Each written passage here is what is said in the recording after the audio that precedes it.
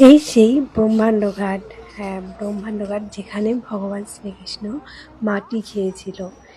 সবাই হয়তো এই কাহিনীটা জানেন যে যেখানে ভগবান মাটি খেয়েছিল এবং মা যশোদা তার মুখ খুলতে বলেছিল মুখে কি আছে। তো যখন ভগবান শ্রীকৃষ্ণ ছোট ছিলেন তখন যখন মুখটা খুলেছিলেন মা যশোদা, সেই মুখের ভেতরে পুরো ব্রহ্মাণ্ড দেখতে পেয়েছিল।